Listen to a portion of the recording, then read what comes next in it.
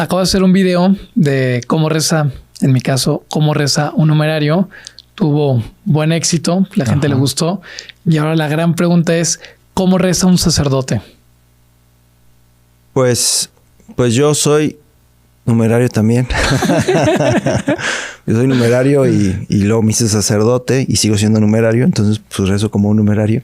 Y además, pues, ¿qué cosas específicas tiene el sacerdote? Pues tiene, obviamente, la misa, como te decía, que la misa en sí misma es una oración.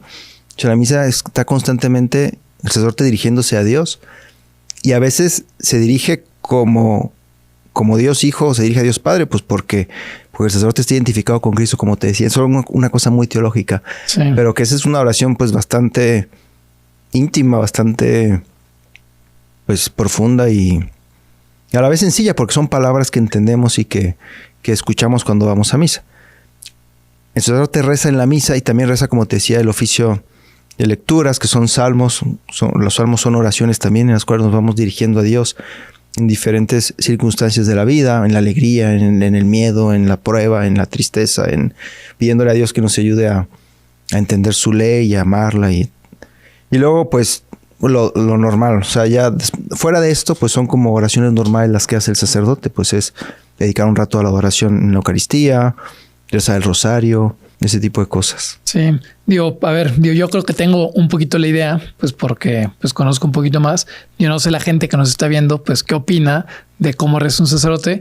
Y yo no sé si la gente ha de pensar, pues que todo el día está reza, que reza 40 rosarios al día, pues que no sale de la capilla, que siempre está, pues no sé, como que la gente, yo me imagino que han de pensar que el sacerdote, pues se la vive a lo mejor en el oratorio rezando, en la iglesia celebrando misas, confesando, y pues nos damos cuenta, pues que no es así, que el sacerdote, pues tiene también una vida, ¿no? Esperemos no herir sensibilidades de nadie. Si no le quiere responder es válido, pero fui justamente a preguntarle a la gente qué es lo que no les gustaba de la misa y casi todos decían que eran aburridas, ¿no? Entonces luego me encontré un sacerdote, estuvo muy bueno porque le dijo, oye padre, la gente dice que las misas son aburridas y me echó su speech y dice que pues que se les hacen aburridas porque no entiende la misa.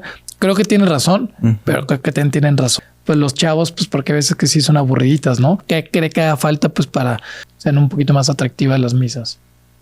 Pues el Papa ha insistido mucho en no torturar a la gente, ¿no? Con homilías largas, sin preparar, aburridas.